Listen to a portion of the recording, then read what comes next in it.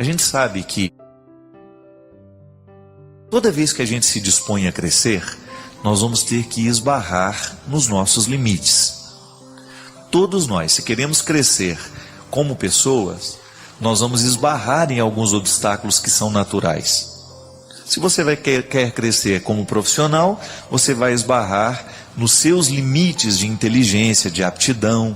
E aquele que está ajudando você a vencer a etapa para poder alcançar uma promoção, um crescimento maior dentro do seu trabalho, vai saber como fazer para que você possa vencer aquele obstáculo referente àquela realidade. Não é assim? É para isso que a gente faz cursos, é para isso que a gente estuda, para a gente poder alcançar as metas que a gente tem. Na direção espiritual acontece mais ou menos da mesma forma. Só que os obstáculos que nós vamos lidar dentro do contexto da direção espiritual é tudo aquilo que está nos impedindo a avançar espiritualmente. Então é por isso que o diretor espiritual, antes de qualquer coisa, ele precisa conhecer bem a história da pessoa que ele está dirigindo. Vale aquela regra de ouro, da hermenêutica. Todo texto pede um contexto. Eu não posso analisar um problema de ordem espiritual se eu não conheço o contexto em que este problema está situado. É por isso que a direção espiritual requer conversa, partilha. E por isso que é bom você fazer a direção espiritual com alguém que lhe conheça, com alguém que olhe nos seus olhos de vez em quando. Muita gente fica querendo direção espiritual online, através do e-mail, é muito perigoso isso. Porque quando você me conta um problema que você tem, eu posso até ter indícios de como lhe ajudar. Mas muitas vezes um e-mail, uma carta, uma conversa assim, ela é muito pouco, oferece muito poucos elementos para a gente poder analisar o contexto maior. Então aqui, por exemplo, nós respondemos muitas perguntas, mas nós temos consciência que ao responder essas perguntas, essas dificuldades que as pessoas enfrentam, nós não conseguimos abarcar a totalidade da realidade da pessoa. Então a gente dá uma palavra, a gente joga uma luz sobre a situação que era daquela pessoa que nos escreveu o e-mail, de repente é a mesma de uma pessoa que nunca nos escreveu, mas que está assistindo o programa. Então esse modelo de direção espiritual que acontece aqui, não é o mesmo que vai acontecer no nosso dia a dia, porque no nosso dia a dia, a gente tem metas para alcançar do ponto de vista espiritual. E aquele que nos dirige, ele vai facilitar, através de conversas, através de momentos de orientação, para que a gente possa chegar a essas metas. Então, eu tenho lá os meus obstáculos na minha vida espiritual. Digamos que eu tenho uma dificuldade de me concentrar na minha oração, ou eu tenho dificuldade de lidar com Deus no momento das minhas dificuldades. Então, esse é um aspecto importantíssimo para ser trabalhado numa direção espiritual.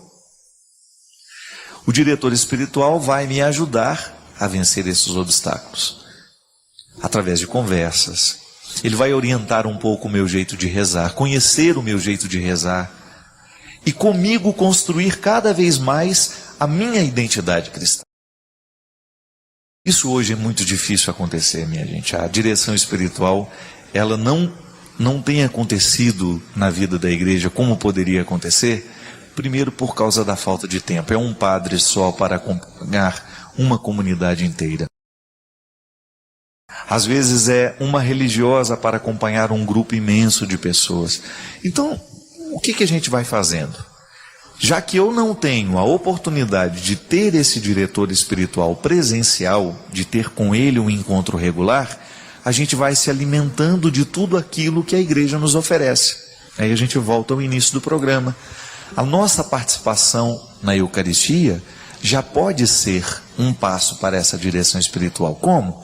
Eu vou viver a liturgia diária, vou à missa assim que tenho oportunidade, e vou ouvir a pregação do Padre.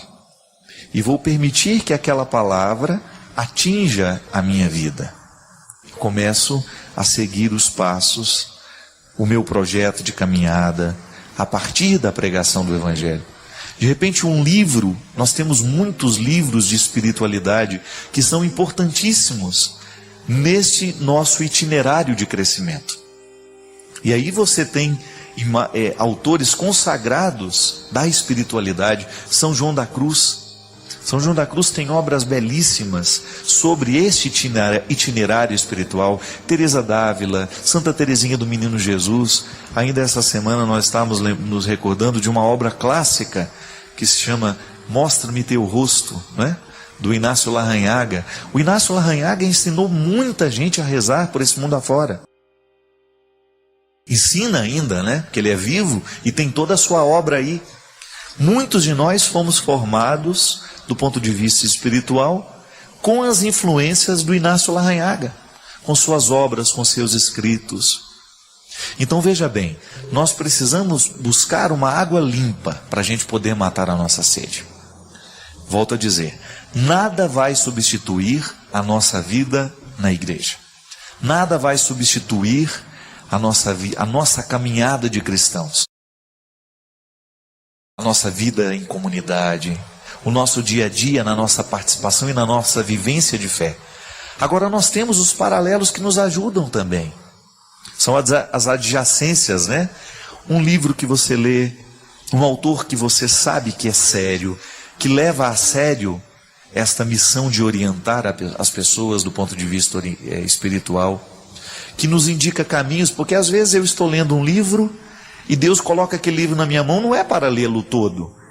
Eu preciso lê-lo todo para poder chegar àquela parte que Deus havia reservado para mim. Quantas vezes você tem essa sensação, né? Está lendo o livro e de repente aquela frase fica toda iluminada diante dos seus olhos e você tem aquela nítida sensação: eu precisava ler esta parte. E aí alguma coisa dentro de você fica mais leve.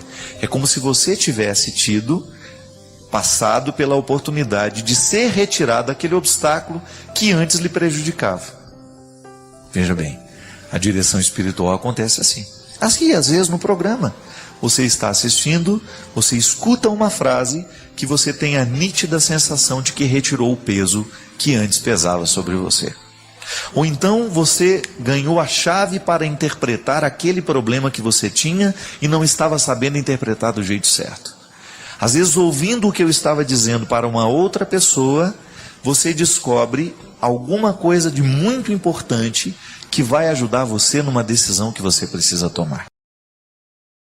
Ou então alguma coisa que provoca em você uma alegria, uma vontade de viver, que você tem a nítida sensação de que foi voz de Deus na sua vida.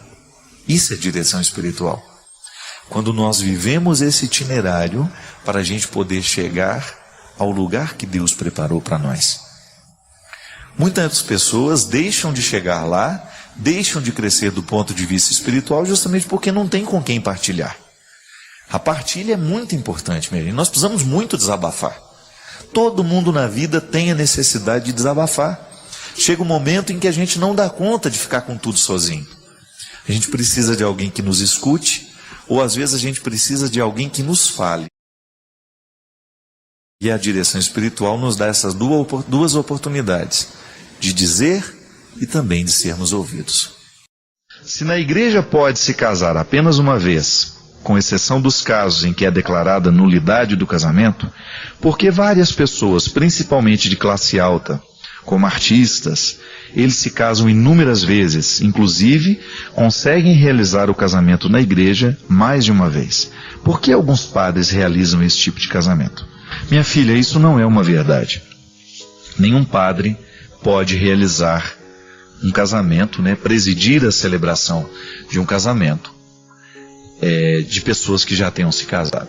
O que na verdade acontece é que muitas vezes os casamentos que as pessoas chamam de casamento, aquilo não é um sacramento. Aquilo é muito mais uma encenação dentro de um contexto de festa.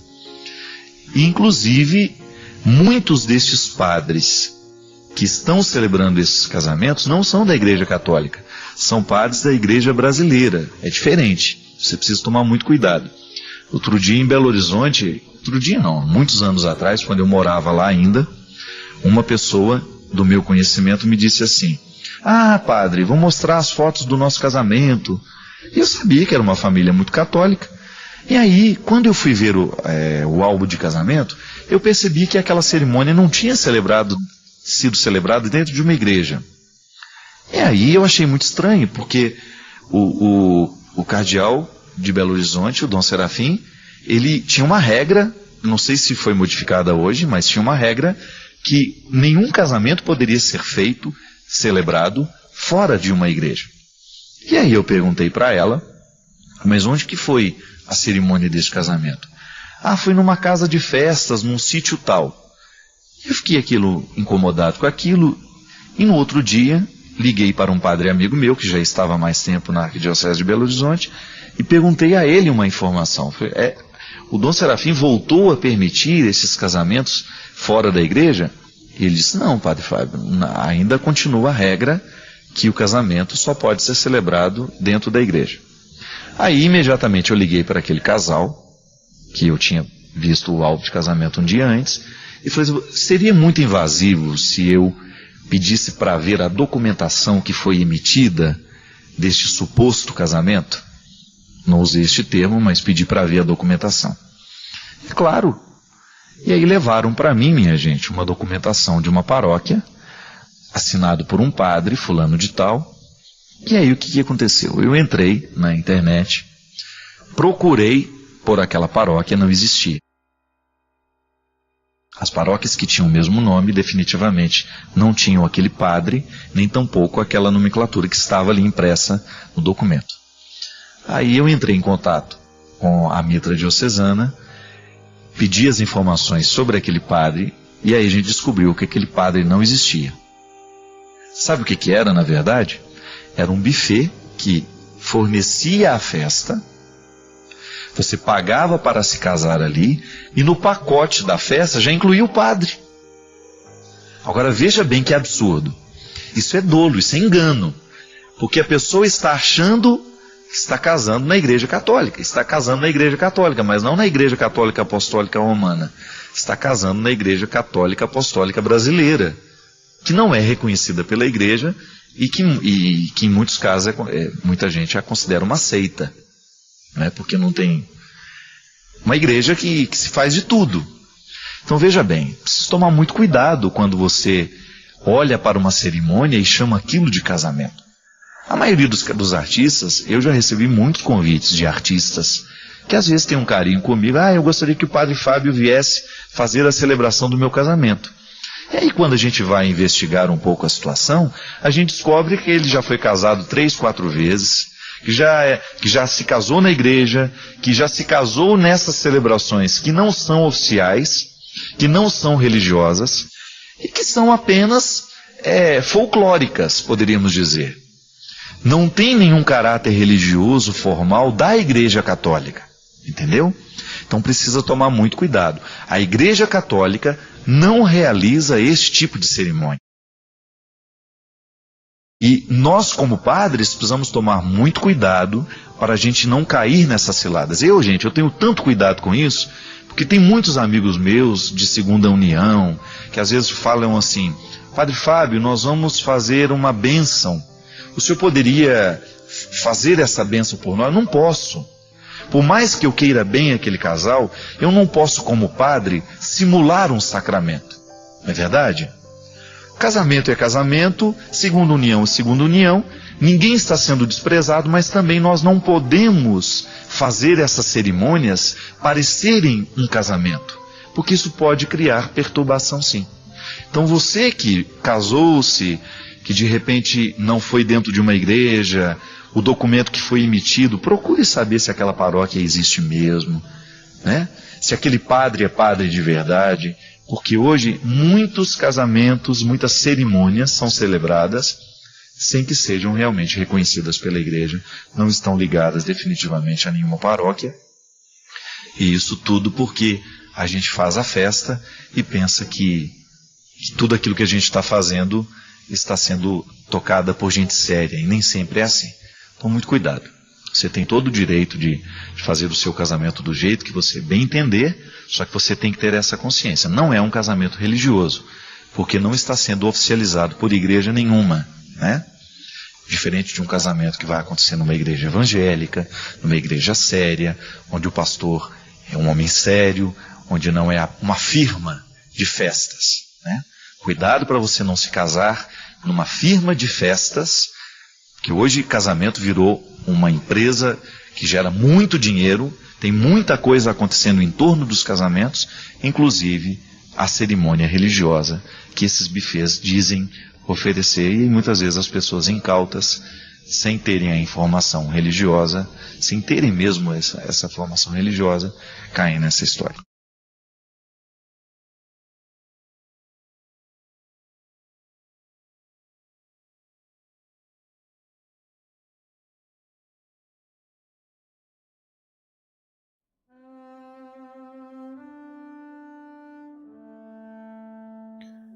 Para mim é uma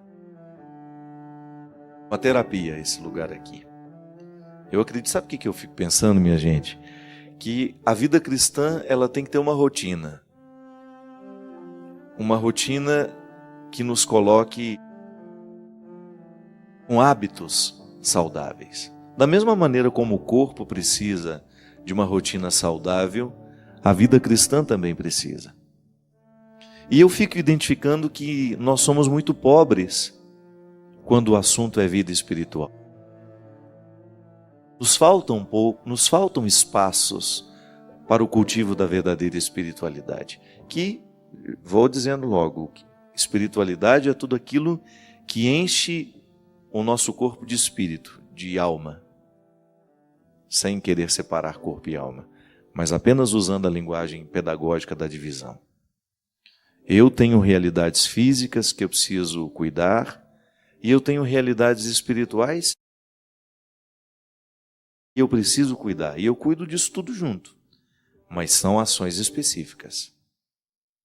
O meu corpo precisa estar nutrido para ele ter saúde, até para eu fazer um raciocínio eu tenho que estar bem alimentado. E o espírito precisa de alimentos específicos. E a nossa rotina não é muito favorável à vida espiritual. Nós somos especialistas cada vez mais por conta das circunstâncias do mundo moderno, né? Esse mundo onde nós estamos situados. Nós temos uma facilidade muito grande de viver para fora. E nós não damos à nossa vida interior o mesmo tempo e a mesma intensidade com que nós damos à nossa vida exterior. Eu me lembro que quando eu comecei a ficar muito conhecido, isso significa sair dos muros da Igreja Católica, né? Que antes eu era conhecido dentro do contexto católico, um padre que fazia um trabalho aqui na Canção Nova. E depois, quando comecei a ter esse trabalho que me expôs em muitos outros lugares, eu fiquei muito assustado com a perda da privacidade, porque todo mundo acaba se interessando de maneira, às vezes, nem sempre interessante por você. E eu cheguei à conclusão de que quanto mais conhecido a gente fica, mais reservado, mais vida pessoal, bastidores a gente precisa ter. E isso não é um privilégio de quem é conhecido, não. Você, quanto mais cresce a sua vida para fora, 2 vezes mais tem que crescer a sua vida para dentro. Senão você não suporta. Falo de trabalho, por exemplo. Quanto mais a gente trabalha, maior deveria ser o nosso cuidado com o nosso descanso. A gente não pode fazer o desequilíbrio, né? Trabalhar demais e descansar de menos. Às vezes nós trabalhamos demais, descansamos de menos. Nós temos pavor de agenda vazia. Às vezes eu fico vendo lá, por exemplo. Precisa fazer tal coisa. Mas eu não tenho data para isso. Aí a pessoa fala, a pessoa lá do meu escritório, né? Não, dia tal você está livre.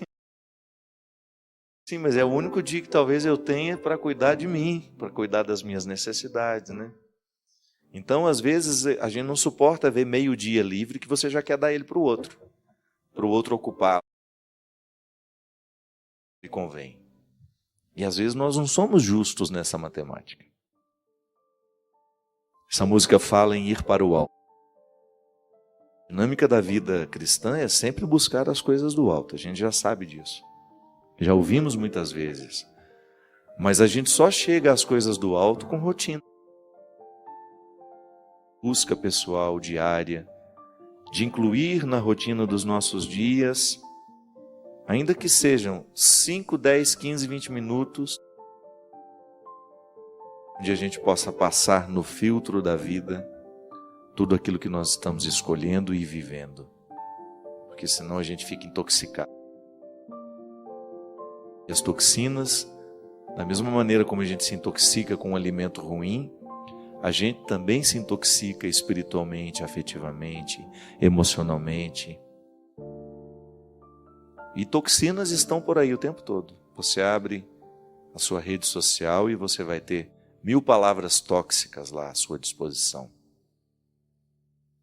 Gente palpiteira, gente infeliz,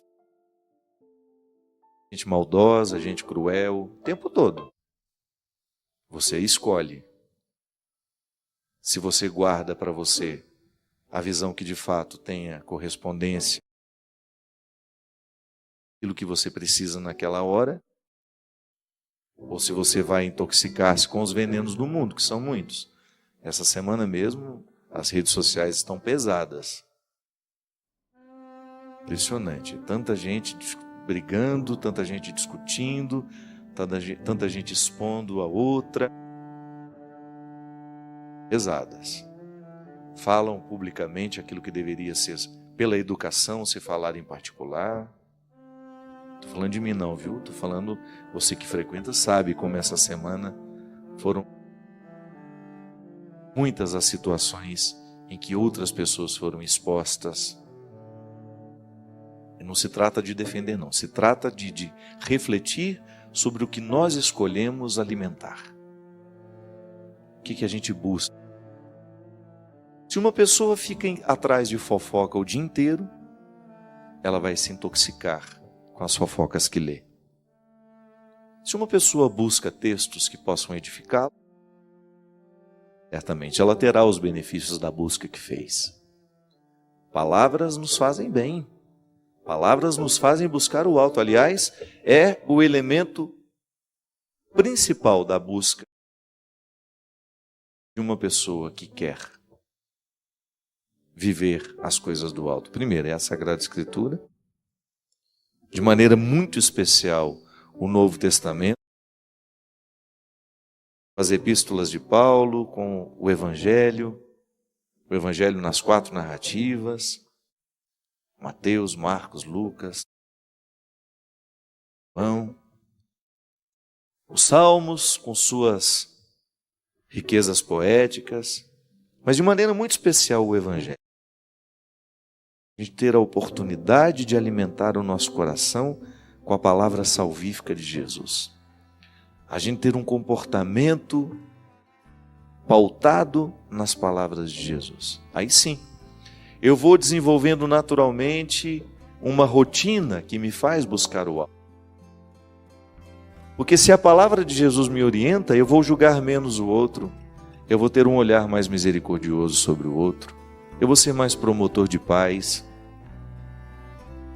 eu vou silenciar-me mais, eu terei condições de estar com o outro, de conhecê-lo, de acolhê-lo. São tantos os necessitados no mundo hoje, tantas pessoas necessitadas de serem arrancadas de seus contextos destruidores, tanta gente necessitada de conhecer o verdadeiro Evangelho. Então aí nós vamos construindo a rotina da vida cristã, sim, percebendo o que nos edifica e o que não nos edifica. O que pode, de fato, trazer dignidade ao nosso coração, porque isso é buscar as coisas do alto. É a gente acelerar a busca pelas realidades que nos dignificam, que acentuam a dignidade que já está em nós, né? Porque a dignidade é irrenunciável, já está em nós. Mas nós podemos florescê-la ou ofuscá-la. Tudo vai depender das escolhas que a gente faz. Sem rotina, não há saúde. Não adianta você fazer uma dieta que só dura 2 dias na semana e o resto é comida desfavorável. Não. É o contrário, né? A gente tem um dia do lixo, né? Você tem também, Cristo? O dia do lixo ou se todo dia é do lixo? O dia do lixo é aquele que você abre exceção para comer uma coisinha diferente, mais gordurosa, né? Mais açucarada. Se bem que tem muita gordura boa que a gente precisa ingerir. Mas a rotina é que faz a diferença. Nutricionista, eu aprendi com ele uma vez. Não é o angu de um dia que engorda o porco. É o de todo dia. Então a rotina saudável que começa a ser elaborada a partir de um amor próprio. E é por isso que o primeiro contato que nós temos com Jesus é uma palavra amorosa. É Jesus declarando-se amoroso. Queremos o seu bem. Quero o seu bem. E a partir do bem que ele quer, eu internalizo essa experiência amorosa e passo a querer o mesmo para mim. A gente está, de fato, no caminho certo quando nós descobrimos que já estamos praticando ou que estamos buscando o bem que Deus quer para nós. Quando nós já estamos conseguindo fazer escolhas que sejam favoráveis àquilo que Deus quer para nós. Na rotina da nossa vida, a salvação está sendo cultivada. E é por isso que é tão difícil arrancar uma pessoa do contexto da destruição. Porque geralmente a destruição ela não acontece da noite para o dia. Ela é fruto de um hábito.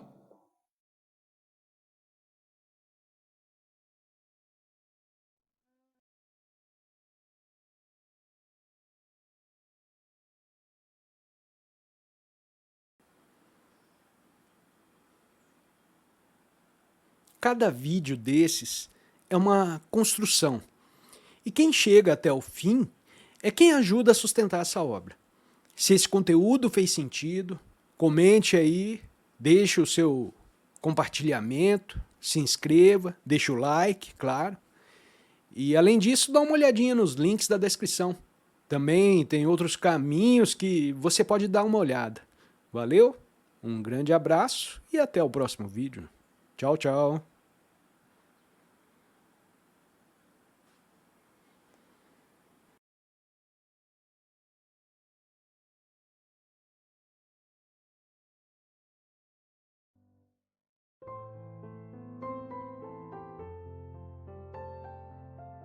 E às vezes a gente fala isso e não sabe entender. O que significa que Deus me ama? Sabe qual é a maneira mais eficaz que Deus tem de amar você? Através do seu amor próprio. O amor próprio é a primeira instância do amor de Deus em nós. Que é uma forma que Ele tem de te proteger de si mesmo e dos outros. Pode observar que quem se ama, não estou falando daquele amor ensimesmado, egóico, que não faz você, que não lhe permite olhar para os outros. Não estou falando disso. Estou falando daquela roupagem honesta que você tem, da compreensão de quem você é, do valor que você tem, de um valor que não é negociável, é absoluto, se chama dignidade. E quando você tem isso vivo dentro de vocês, quando Deus consegue colocar em nós a primeira instância do amor próprio, por isso que eu falava no início, que tudo em nós precisa ser educado, inclusive isso. Se a gente cai na mão errada, a gente nunca vai gostar da gente. Se a gente é educado por uma pessoa que só nos põe defeito o tempo todo, que nunca nos permite florescer na nossa essência, a gente vira um desastre humano. É terrível a gente ser educado por uma pessoa que quer que a gente seja perfeita, por exemplo. Não seremos. Eu preciso me amar com as minhas fragilidades, com as minhas fraquezas, com as minhas qualidades, com as minhas virtudes. Eu sou um pacote. Quando você sabe se amar, o diabo não tem a mínima chance na sua vida. Porque o diabo não pode fazer nada na vida de quem se ama. Pode observar que para o diabo entrar na nossa vida, a primeira coisa que ele ceifa é a autoestima. Por isso que uma pessoa diabólica, não significa que ela seja um legítimo representante do diabo, ela traz algumas coisas dele. Por isso que uma pessoa diabólica é tão perigosa na nossa vida, que ela vai minar o quê? A nossa autoestima. Uma pessoa quando se vicia, o vício é uma forma que você tem de perder a autoridade sobre você. Aquela substância, ou até mesmo aquela pessoa. Outro dia eu estava conversando com uma grande amiga, Ana Beatriz Barbosa, que é uma psiquiatra, autora. Ela falou: padre, a maior dificuldade que eu tenho aqui no consultório são pessoas viciadas em outras. Sabe aquele relacionamento que você já cansou de saber que te faz mal, que não tem respeito por você? Outra já dá uma olhadinha. Isso mesmo, olha para ela, fala... Isso mesmo, olha bem na cara para ver se cria vergonha hoje. E manda logo esse, como é que fala lá no Twitter, o povo usa Zoom, esse embuste embora. É assim que o diabo ganha chance na nossa vida. Às vezes uma pessoa diabólica, ela vai minando a sua autoestima, vai te viciando nela, vai te viciando em toxinas. E depois você perde a coragem de decidir por você. Por quê? Porque o amor próprio já foi embora. Quando o nosso amor próprio vai embora, nós somos uma presa fácil para o diabo e para os que o representam no mundo. O álcool, a cocaína, a maconha, a prostituição socializada, que é essa coisa de cada dia você estar nos braços de um, sem nenhum vínculo de amor, sem nenhum vínculo de respeito, você sendo tratada como se fosse uma praça pública, em que o outro vem, explora, deixa o seu lixo e vai embora. Cadê seu amor próprio para dizer, opa, aqui não? Cadê o amor próprio para poder olhar nos olhos e dizer, olha aqui, se quiser entrar na minha vida, retire as sandálias dos pés, porque este território aqui é santo. Vai ser... E se tiver que entrar no seu hall de afetos, a sala dos afetos é a sala mais importante da nossa casa afetiva. Não pode deixar qualquer pessoa entrar. Até nas redes sociais, existe uma coisa que chama lá bloquear, que é uma beleza. Você sabe por quê? Nas redes sociais as pessoas perderam a elegância. Eu não entro dentro da sua casa e xingo, que cabelo horroroso, por que você cortou esse cabelo? Eu não tenho nada com isso. Mas a rede social te permite fazer isso com quem você nunca viu. Você entra lá e fala, nossa, como você envelheceu. Todo mundo está envelhecendo, só a bonita que não. A que vai lá e comenta. Aí a outra faz um show, está toda feliz, aí vem aquele espírito de porco. Nossa, como você está gorda. Está cheio de gente assim. Isso é energia ruim que você não deve deixar entrar na sua vida. Sentiu que aquela pessoa sempre faz um comentário para te desmerecer? Bloqueia. O bloco existe para ser dado, não é? É diferente de uma pessoa que vem e faz uma crítica em particular. Diz, olha, aquilo, papapá, é autoridade afetiva.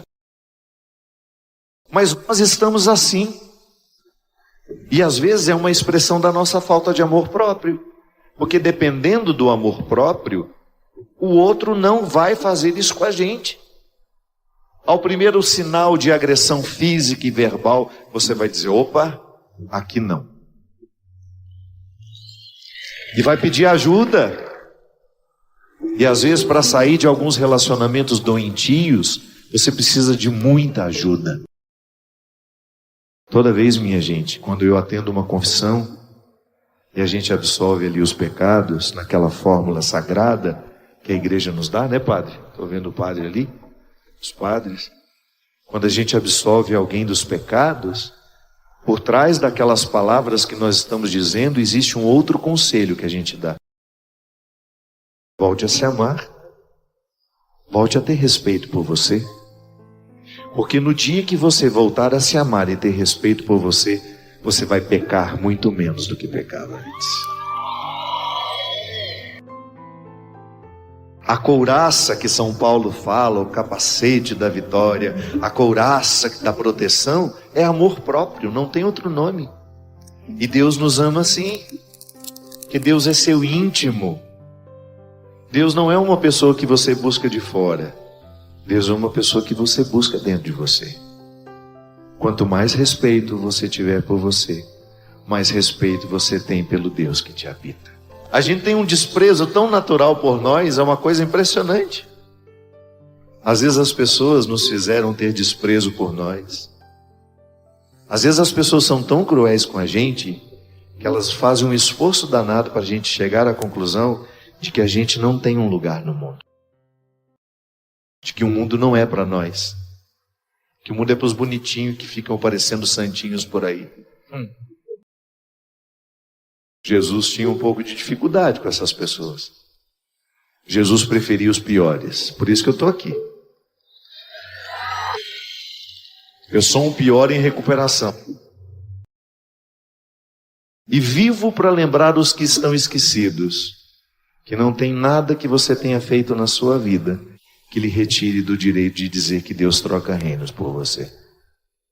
Não tem nada. Ixi, eu já escutei muito pecado. Nenhum foi novidade. Não tem nada que a gente não tenha feito também. Portanto, não tenha desprezo por você. Quando você se autodespreza, você vira presa fácil para o diabo. O diabo adora quem não se gosta. O diabo fala, nada de braçada na vida de quem não tem respeito nem amor por si. Por você. E a gente gostaria de dizer a você que você é um território sagrado, que você é um território santo, que os seus pecados não anulam isso. Então por isso que é difícil a gente dizer, a gente está tão acostumado a se da pior forma, a gente está tão acostumado a se autodesprezar, que quando a gente precisa lembrar que a gente é um território especial aos olhos de Deus, dá trabalho. Eu sempre digo isso. É muito fácil a gente dizer que a gente acredita em Deus. Difícil é a gente dizer que a gente acredita que Deus acredita na gente. Padre, a minha questão é o seguinte: o perdão de Deus está acima de tudo o que nós fizermos e é só pedir perdão para que sejamos perdoados? Primeiramente, o perdão de Deus na nossa vida não é um processo mágico. Assim como a gente também sabe que na vida não existe nada mágico. Tudo é fruto de uma luta, de um processo, né? A gente não tem nenhuma solução mágica para as coisas. E Deus também nos trata segundo a vida. A teologia nos ensina que Deus não contradiz em nada a ordem das realidades criadas. Deus não pode interferir na história de maneira a contrariar a realidade criada. Deus não contradiz a criação. E o processo da vida humana está totalmente inserido ao processo da realidade criada. Eu sou um ser humano que vivo as regras da condição humana. Você é um ser humano que vive as regras da condição humana. E aqui existe aquela lei básica. O que a gente planta, um dia a gente colhe. Quando nós falamos de erros humanos, nós falamos então desse contexto, nós estamos dentro desse contexto. Um erro é sempre uma realidade que tem o poder de nos incomodar. Se não incomoda hoje, mais cedo ou mais tarde vai incomodar. Os erros é como se fossem pedras cheias de arestas, né? Que não se acomodam muito fácil dentro de nós. Como é que nós podemos entender o perdão de Deus na nossa vida? Perdoa tudo? O perdão de Deus está acima de qualquer realidade humana? Está. Mas tudo em Deus se configura como realidade de dois pilares. Aquilo que é o dom que nós recebemos de graça, mas aquilo que é tarefa, isto é, aquilo que é uma realidade que depende do nosso esforço. Então Deus nos perdoa sempre? Perdoa sempre. O amor de Deus por nós está acima de qualquer erro. O pior dos criminosos, o erro mais hediondo, o crime mais hediondo tem perdão para ele diante dos olhos de Deus? Claro.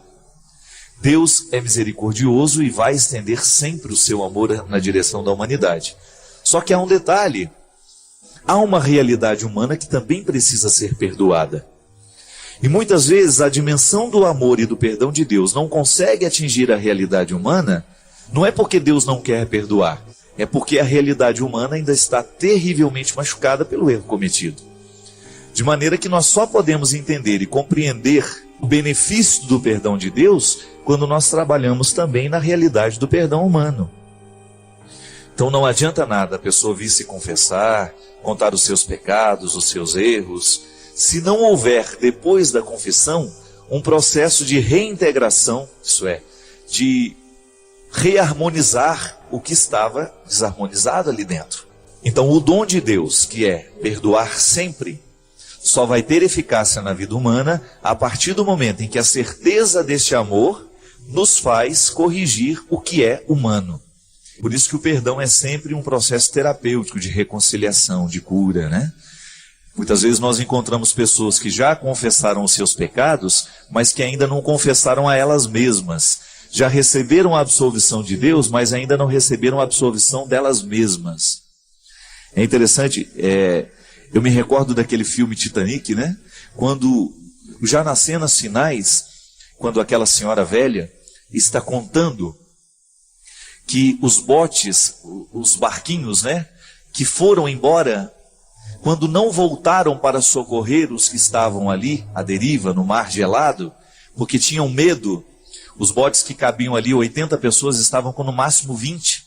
Eles não foram lá no meio do naufrágio buscar os que estavam necessitando ser resgatados, porque eles tinham medo que na tentativa de subir, aquele monte de gente morrendo afogada, que na tentativa de subir nos botes, aqueles botes naufragassem também.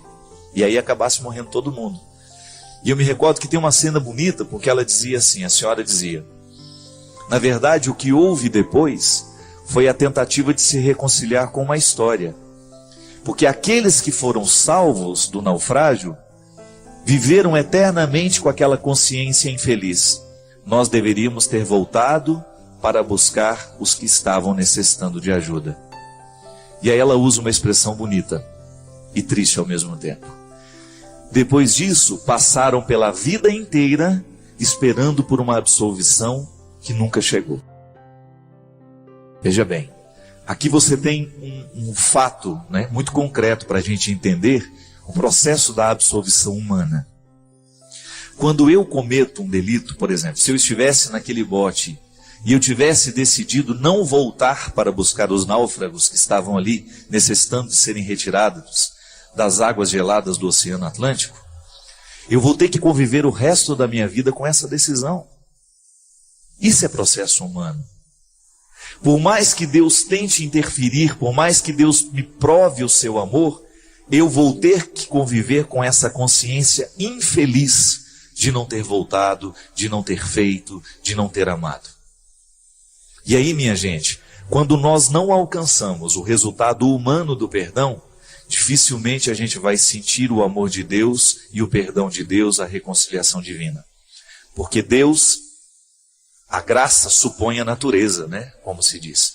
Nós precisamos da realidade humana bem curada para que Deus seja plenamente revelado em nós. Por isso que santidade é processo de aperfeiçoamento humano. Como é que eu vou experimentar o perdão de Deus na minha vida? Eu experimento o perdão de Deus na minha vida à medida em que eu me perdoo, em que eu perdoo os outros, em que eu sou perdoado pelos outros. O contexto histórico do perdão é a vida. É aquilo que você remoe aí dentro do seu coração como culpa. Às vezes você já confessou tantas vezes esse pecado, Deus já lhe perdoou, tenha certeza disso. Agora o processo é seu, é o seu dever de casa. O dom já lhe foi entregue, é presente, é de graça o perdão. Deus já lhe perdoou gratuitamente, Ele não lhe pediu absolutamente nada.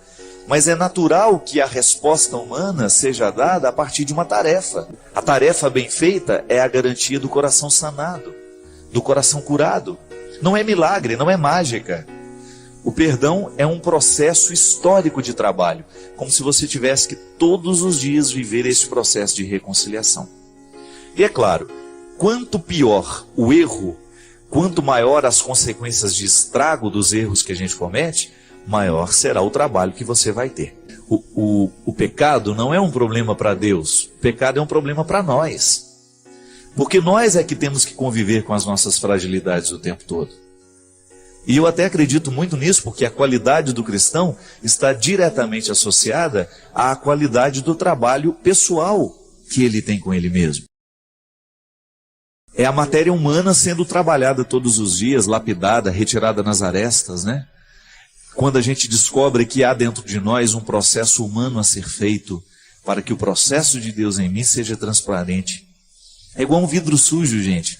Quanto mais a gente joga luz naquele vidro sujo, maior é a sujeira que aparece. Mas isso não é para a gente ficar desanimado, não. Quanto mais luz você joga naquele vidro, maior é a necessidade que você tem de poli-lo, de limpá-lo, de tirar a gordura que se acumulou, a poeira que se acumulou. Às vezes nós estamos como vidros sujos, né? É muita gordura acumulada, é muita poeira acumulada na nossa vida, pela falta de perdão, pela falta de reconciliação com a gente mesmo, com os outros. Então é um processo que a gente tem que cuidar todos os dias. O perdão de Deus está acima de todas as coisas, mas nós podemos dizer, mas ele depende o tempo todo da reconciliação humana que nós vivemos. Então, se eu preciso me reconciliar com o meu passado, com os meus erros, eu preciso me olhar com um pouco mais de misericórdia, às vezes eu preciso olhar com um pouco mais de misericórdia com o outro, aquele que nos ofendeu, aquele que nos machucou. Tudo isso é tarefa, é dever de casa que nós realizamos para bem experimentarmos o perdão de Deus na nossa vida. A gente não pode desanimar porque esse processo não para.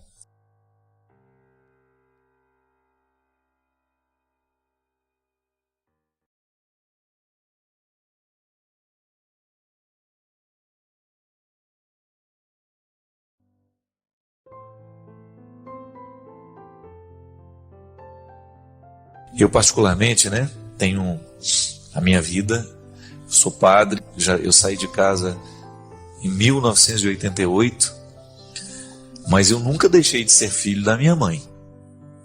Nunca deixei de cuidar daquilo que é responsabilidade minha como filho, nunca exigi que os meus irmãos fizessem por mim aquilo que eu tenho que fazer.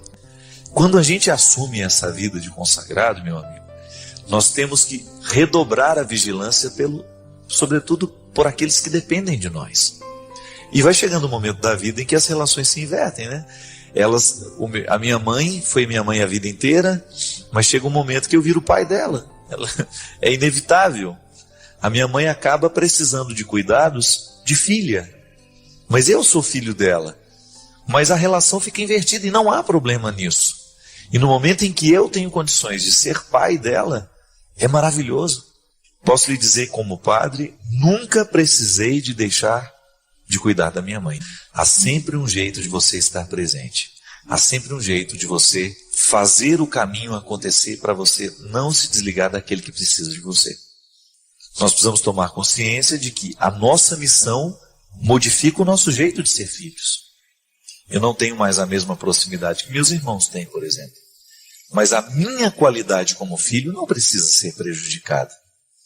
Às vezes nós achamos que para a gente estar presente na vida do outro, nós temos que estar lá do lado. E às vezes não. Às vezes tem gente que está do lado, mas não está presente. Você mesmo já deve ter feito essa experiência. Em algum momento da sua vida, você estava do lado da sua mãe, do lado do seu pai, mas você não estava presente na vida dela. Às vezes nós estamos do lado do nosso irmão, mas não estamos presentes na vida. Não é garantia estarmos um do lado do outro. Estar presente na vida do outro é muito mais do que ficar do lado, dormir no mesmo quarto, dormir na mesma cama. É muito mais. A intimidade, ela não é garantida no momento em que eu estou ao lado, mas é no momento em que eu estou presente. E mesmo eu não estando na mesma casa, eu posso estar presente. Como? Na observância das necessidades, no afeto, no carinho, naquilo que eu posso. O desafio é a gente que está longe, desenvolver esse jeito de estar presente. Aí vai da nossa criatividade, meu amigo. Vai do desafio de todos os dias nós estabelecermos então essa ponte. Eu não posso estar ao seu lado, mas eu não posso deixar de estar presente. Esta é uma forma bonita que nós temos de exercer essa categoria de presença que é muito mais que estar do lado. Estar do lado, volto a dizer, não é garantia. Agora, estar presente é muito mais profundo. Estar presente é você acompanhar o processo humano daquela pessoa, é você interferir no momento certo. Porque às vezes quando a gente está do lado demais, a gente nem interfere do jeito certo. A gente acaba prejudicando o outro com o nosso cuidado exagerado às vezes. Cuidar de maneira exagerada de alguém é de alguma forma prejudicá-la, é retirar a autonomia dela. Muitas vezes, a minha família, os meus irmãos, a minha mãe, foram ajudados por pessoas que me amam. De alguma maneira eu estava presente lá, porque a ponte foi estabelecida através de mim. Está vendo como estar presente é muito mais que estar do lado? Você, como se você segue, por exemplo, o caminho de vai ser padre, vai ser irmã, sei lá o quê, você que está assistindo agora. Quantas vezes você esteve presente na vida das pessoas que você ama, através de outras pessoas que te amam também? É a ponte da presença. É a gente se multiplicando. A gente se multiplica e a gente se transforma em outras pessoas no momento em que a gente ama alguém. A amizade é isso. É a gente se colocar na vida do outro através de outras pessoas também.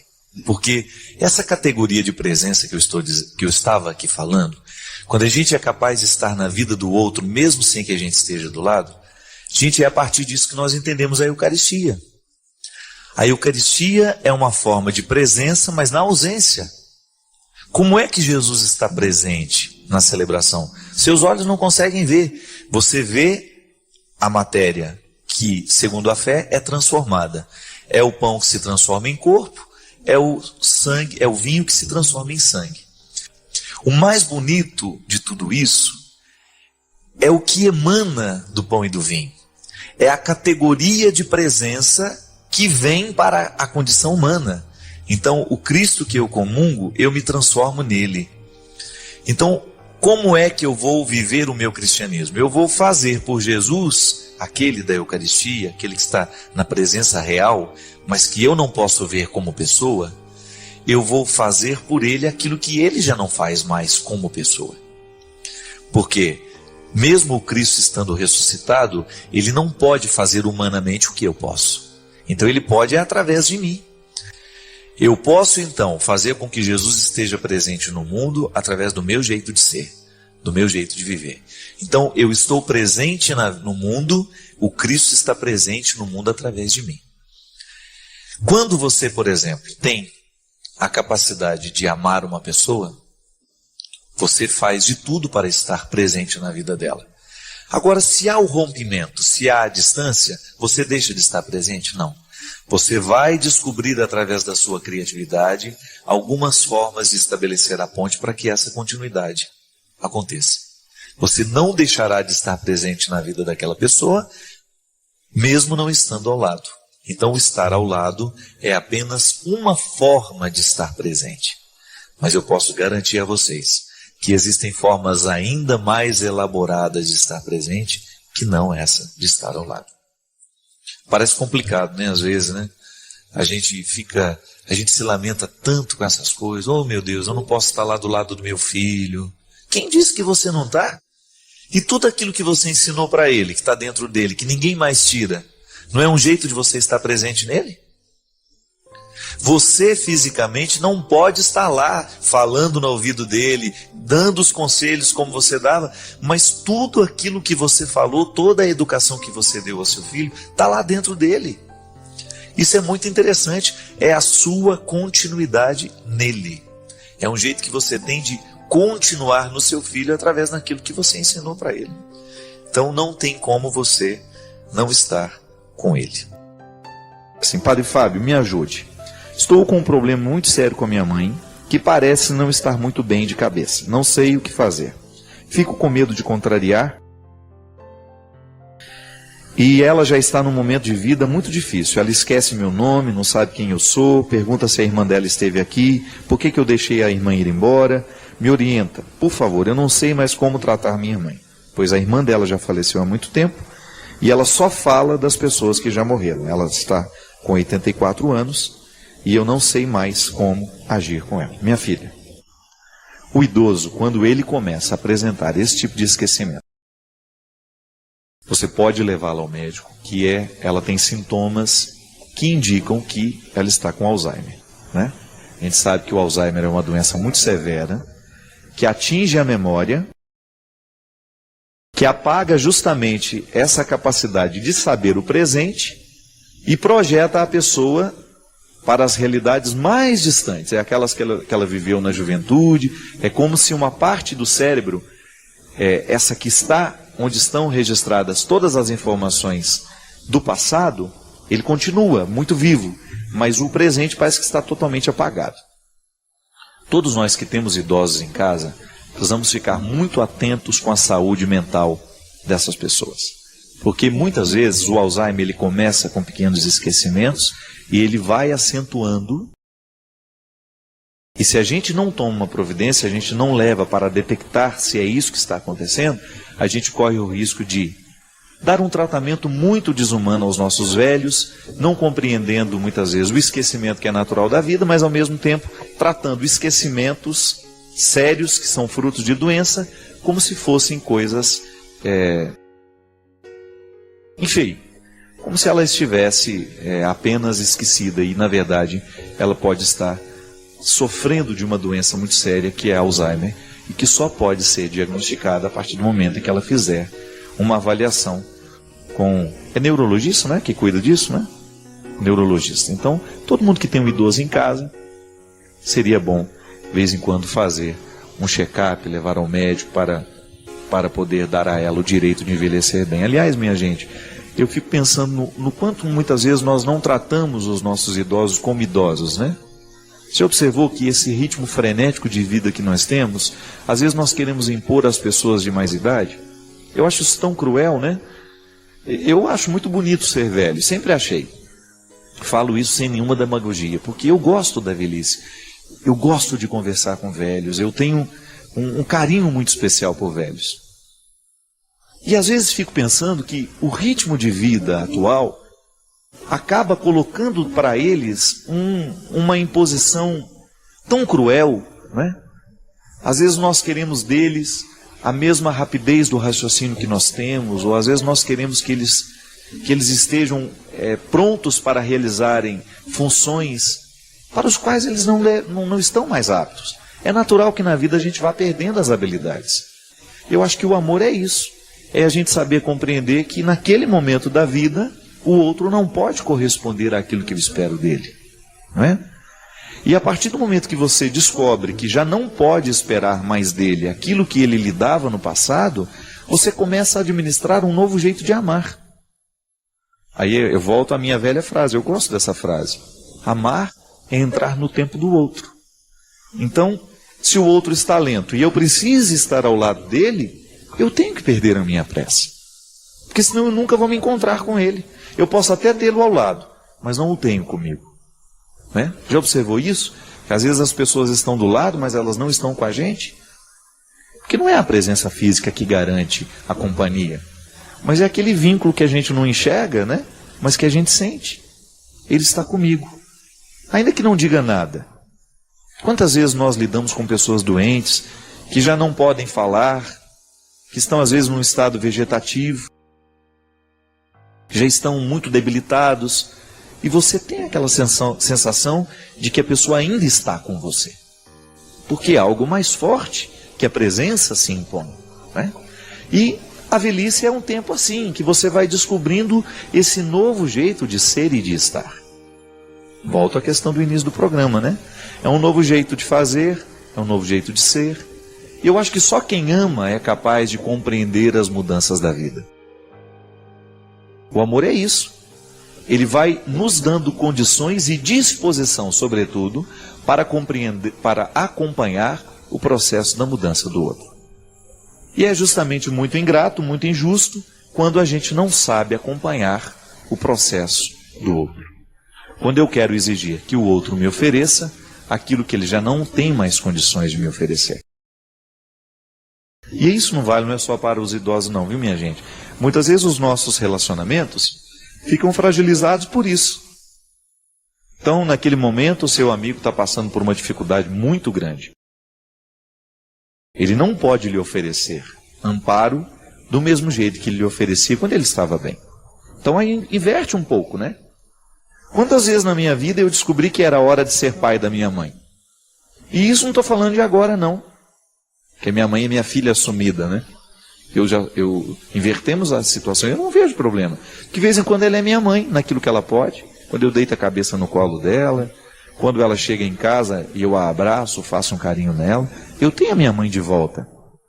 Mas eu não tenho nenhum problema em reconhecer que o tempo passou e agora minha mãe precisa de mim como um filho que é quase o pai. E às vezes dentro de casa isso acontece.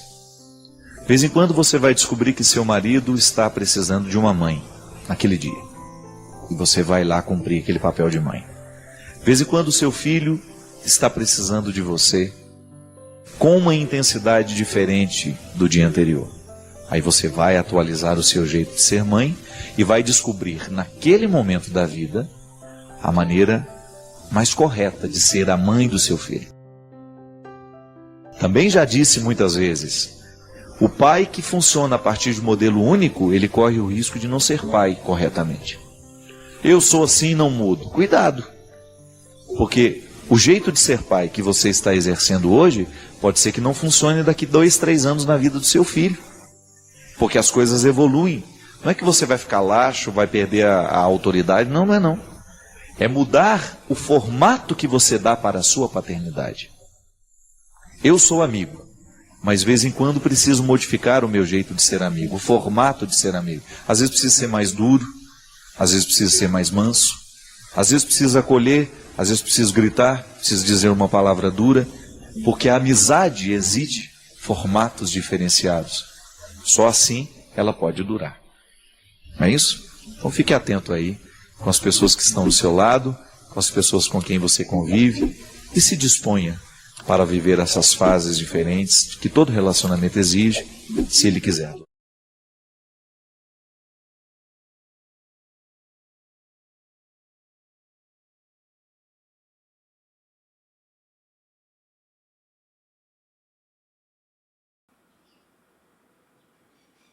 Chegar ao fim de um vídeo como esse é algo extremamente raro.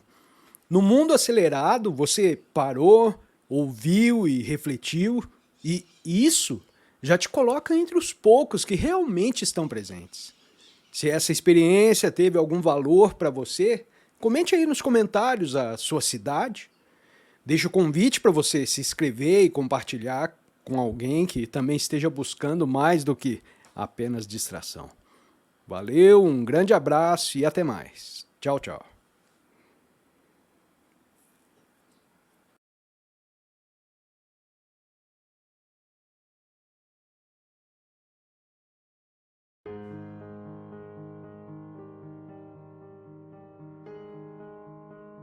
É a gente fazer a opção pela vida.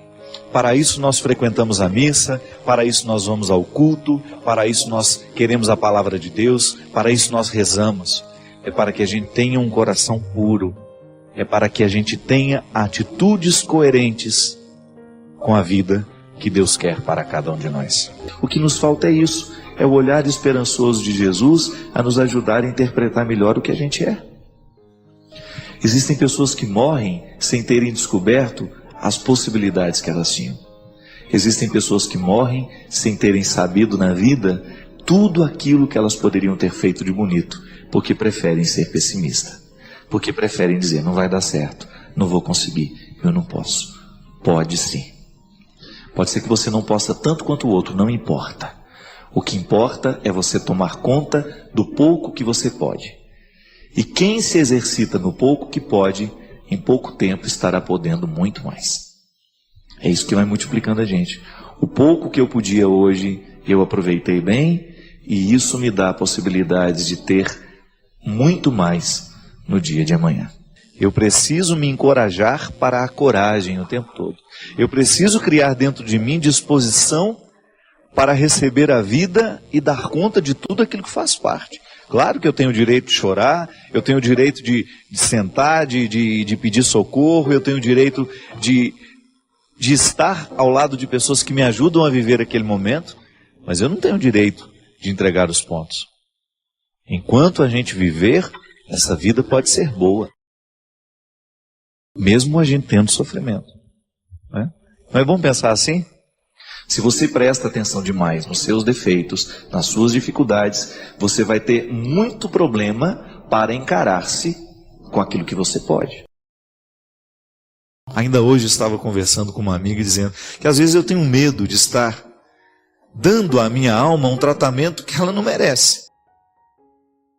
Não estou falando da minha opção de ser padre, viu? De jeito nenhum. Mas muitas vezes como vivo sendo padre. Será que eu preciso mudar alguma coisa no meu ritmo de trabalho, para que eu tenha condições de perceber a minha vida e não perder a capacidade de saborear cada detalhe da minha existência? E sendo livre, você ter condições de superar-se, de ir além, de não desistir. Para isso vivemos. Para a gente chegar ao final com aquela certeza, com aquela boa sensação de missão cumprida. Claro que todos nós somos frágeis, em alguns momentos nós queremos desistir, em muitos momentos nós queremos entregar os pontos. A vida é cruel, em muitos momentos, ela pode parecer muito cruel, ela pode ser sentida com muita crueldade, porque realmente existem fatos, existem acontecimentos que escapam ao nosso entendimento, mas a vida será sempre festejada, por menor que seja o motivo que ela nos apresenta. Sabe, eu fico pensando que o que Jesus fazia com as pessoas quando ele as encontrava era justamente despertar nelas as perguntas. Jesus era um homem que inquietava, ele interrogava.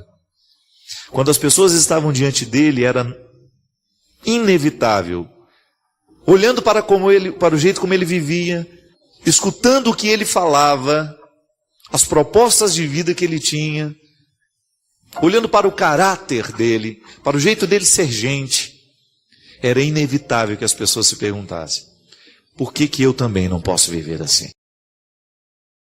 Sabe, minha gente, nós não temos como controlar tudo, mas Deus nos deu a graça e o dom de administrar as coisas com seriedade, de vez em quando a gente parar e pensar. Você já percebeu que às vezes você entra num ambiente que está com um cheiro horroroso e quem está lá dentro não percebe? Porque já se acostumou. É assim. Muita gente desistiu e não percebe que desistiu. Está vivendo um processo autodestrutivo e infelizmente não acredita em quem está alertando, ou às vezes nem tem alguém para alertar. Que você pode abrir as janelas da sua casa para que um novo ar venha espantar, jogar fora esse ar mofado, estragado que você tem sorvido sem perceber. Para que, quem sabe, ao encontrar aí, você despejado nessa cama uma hora dessa, né? Ou já quase arriando para ir dormir no sofá, a gente possa lhe convencer de não querer a destruição, de não querer se sabotar, de não querer se destruir, mas de, quem sabe, você voltar a acreditar, de você voltar a ter a possibilidade de um novo tempo, de acreditar que ainda existem coisas boas reservadas para você, que você pode parar de fumar hoje, que você pode parar de beber hoje, que você pode voltar a se amar, que você pode parar de usar essa droga que está lhe destruindo, que você pode jogar fora todos os sentimentos mesquinhos que porventura você tem alimentado dentro do seu coração. É um desafio, não é fácil não, viu? Ninguém prometeu que era fácil também, não. É um desafio de toda hora, de todo instante, meu filho. Quantas vezes na minha vida eu só consegui chegar lá porque eu recebi ajuda? Quantas vezes eu consegui me desafiar, mas não sozinho? Eu consegui vencer o desafio, mas porque existiam pessoas do meu lado. É assim, minha gente. A vida é possível, sim.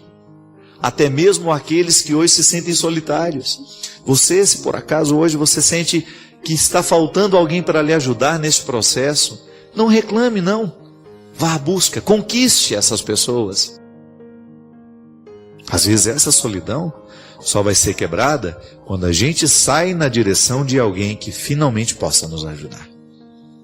Aí procura alguém perto. Não fique sonhando com os que estão distantes, não. Ah, eu quero ser amigo do fulano de tal. Você nunca encontrou com ele. Eu quero ser amigo do Antônio Fagundes. Eu acho que eu vou lá para desabafar os meus problemas com ele. Me identifico muito com a arte dele. Não. Você vai encontrar ao seu redor. A amizade tem que ser possível. É de gente que esteja próxima a você, que conheça a sua história e que tenha, ou então que tenha disposição de participar da sua história de um jeito efetivo.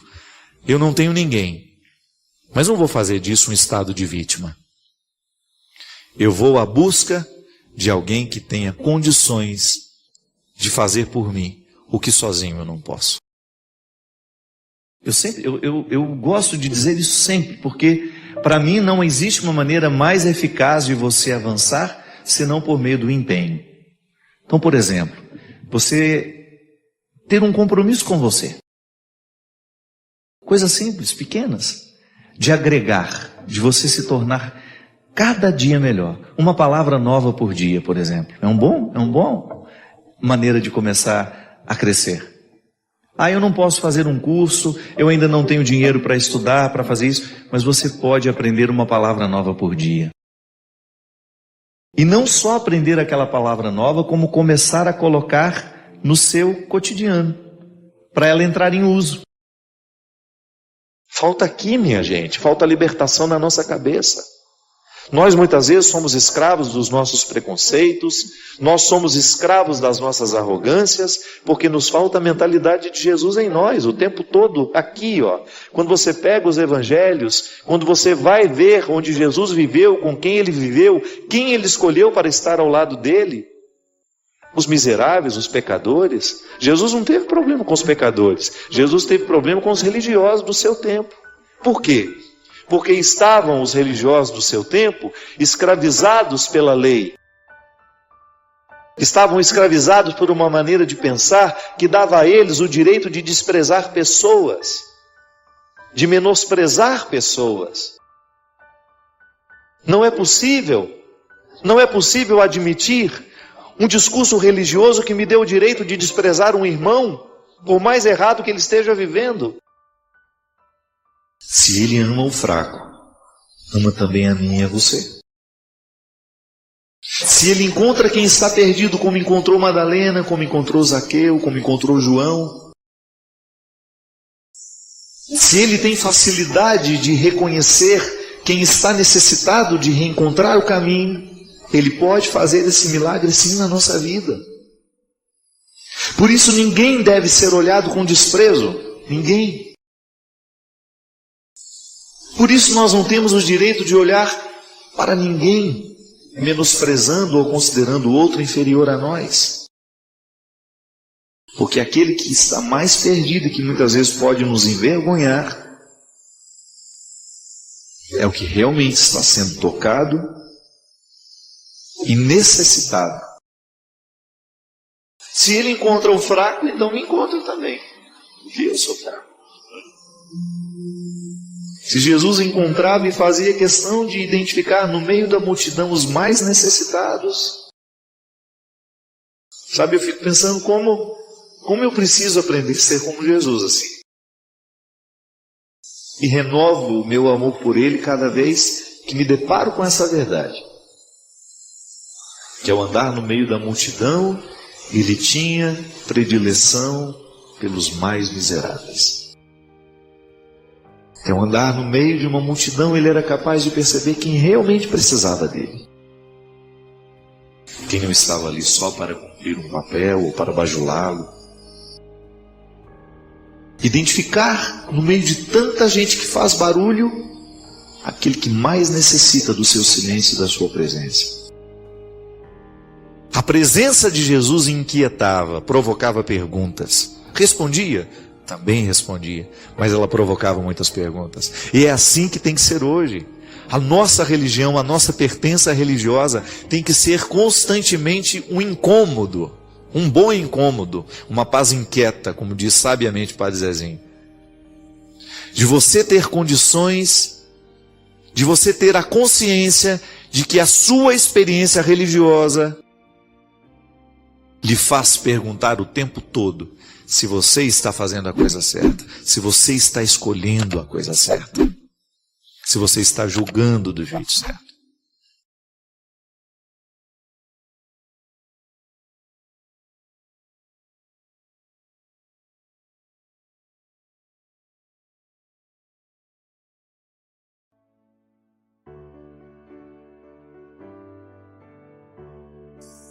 Se você souber, se você quiser saber se você vive alguma forma de sequestro da subjetividade, é só você responder isso para você mesmo.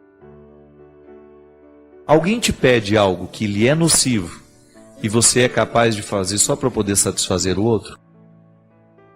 Cuidado, porque muitas vezes nós achamos que isso é amor e não é. Amor, a doação ao outro, nunca, mas nunca mesmo vai pedir que você se autodestrua. Você pode se sacrificar, mas sacrifício não é sinônimo de destruição. O sacrifício não nos destrói, o sacrifício nos torna mais nobres. Por exemplo, o outro vem e fala assim: você vai fumar essa maconha para provar que você me ama. Você vai fazer esse sacrifício por mim. Não, isso não é sacrifício. Sacrifício é você retirar uma realidade de um contexto comum e você dar a ela um significado sagrado. Então, eu vou fazer o sacrifício de passar a noite acordado com uma pessoa que está doente. Por quê? Porque eu amo essa pessoa.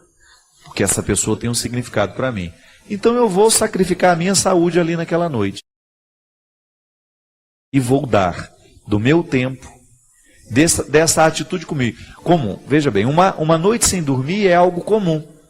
Mas o sacrifício é: eu pego essa noite sem dormir e dou a ela um significado sagrado. Fiz dela um sacrifício. Aquilo que era comum, ficar sem dormir, eu dei um significado nobre. Eu sacrifiquei. Tornei sagrado. Agora, quando eu descubro que eu estou fazendo coisas, entrando em determinadas situações que me destroem por causa de uma outra pessoa, então eu corro o risco de ter com ela um vínculo desordenado. Que precisa ser refletido o tempo todo, minha gente. O sequestro começa aos poucos, viu? Ninguém nos leva de uma vez. A gente começa a ser levado aos poucos. O invasor é elegante. O sequestrador dos afetos, ele é elegante. Ele vem aos poucos, ele é carinhoso, ele é sedutor. Ele vai lhe dando um bom tratamento e de repente ele pega a chave.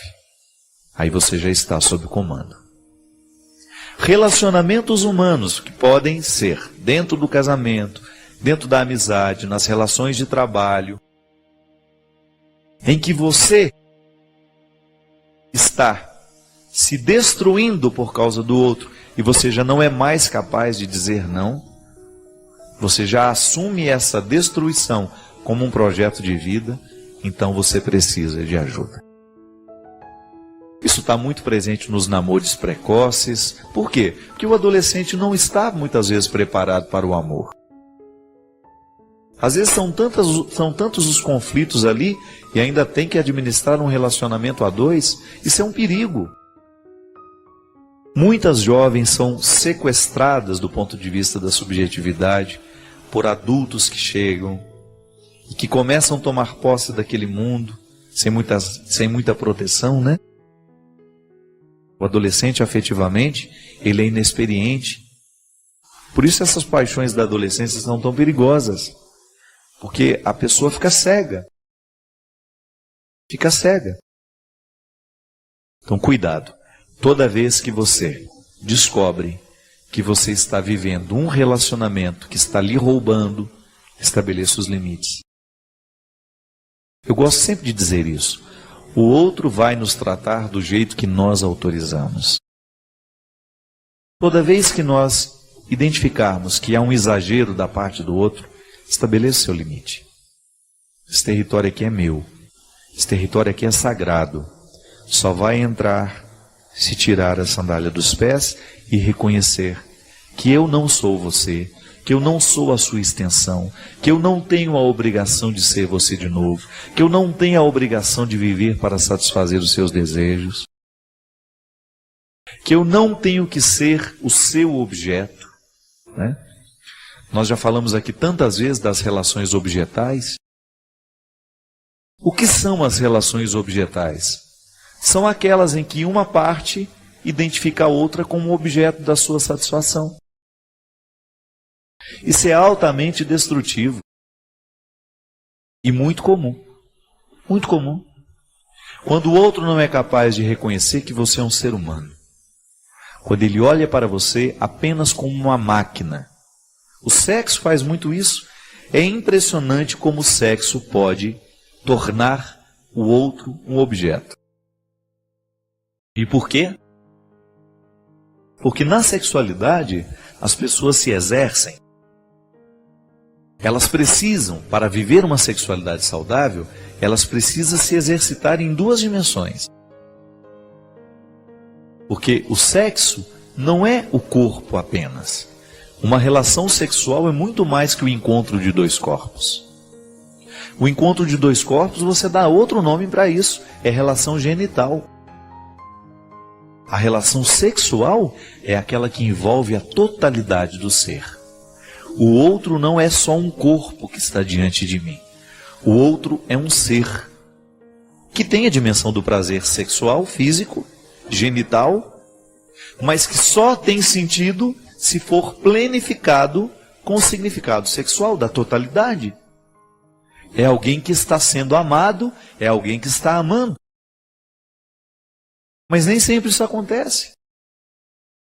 Cíntia, o que a gente precisa fazer para ajudar a acordar essas pessoas que precisam ser ajudadas, que não estão conscientes do processo autodestrutivo que estão vivendo, é a gente apontar justamente para isso.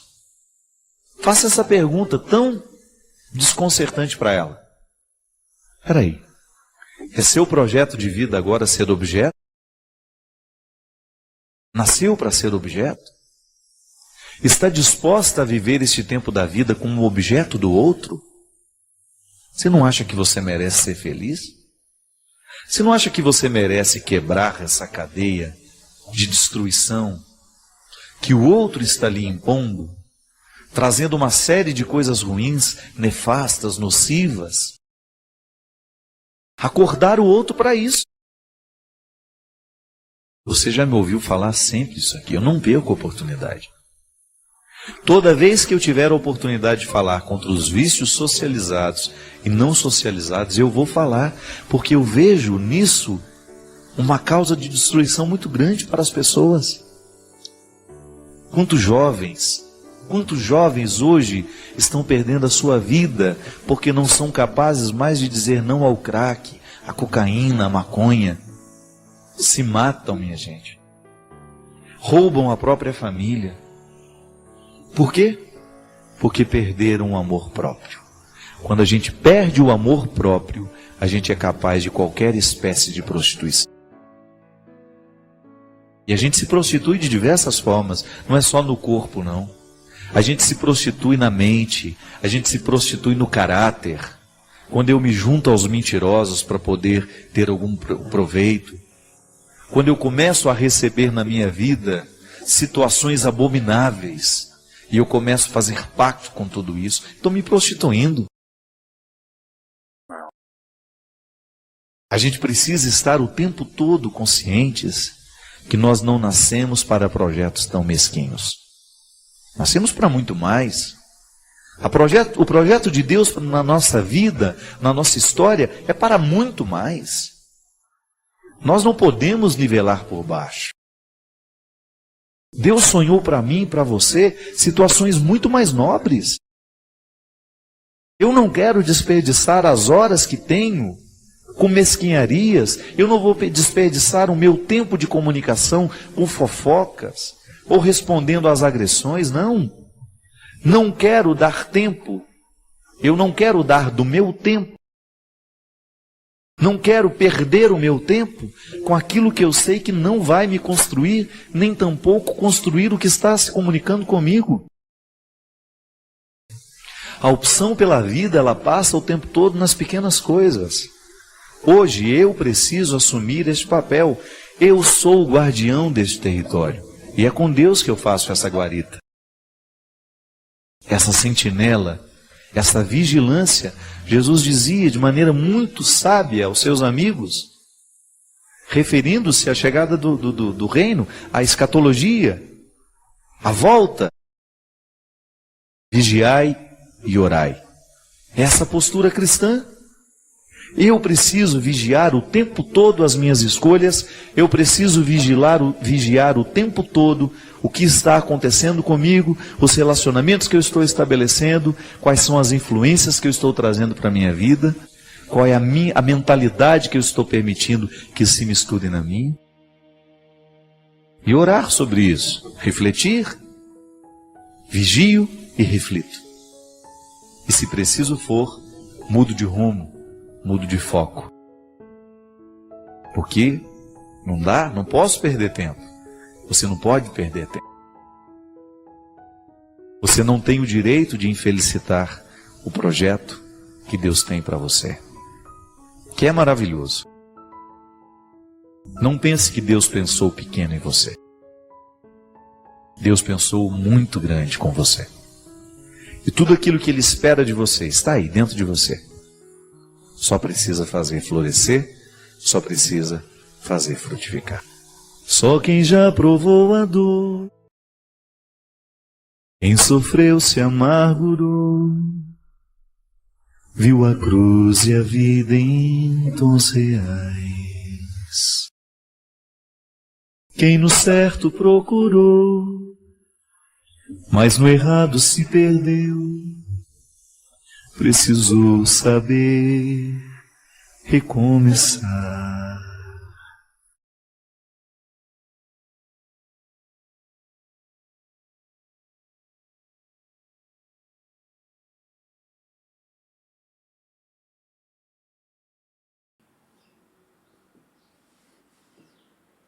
Se você ficou até o fim, é porque algo aí dentro de você escutou e queria escutar essa mensagem. Comenta aí a cidade onde você nos vê, envie esse vídeo para alguém que vai entender o que você sentiu. Essas pequenas ações ajudam essa mensagem a propagar e a continuar existindo. É óbvio que aquele joinha também ajuda, né? Então, um grande abraço a todos e até o próximo vídeo. Tchau, tchau.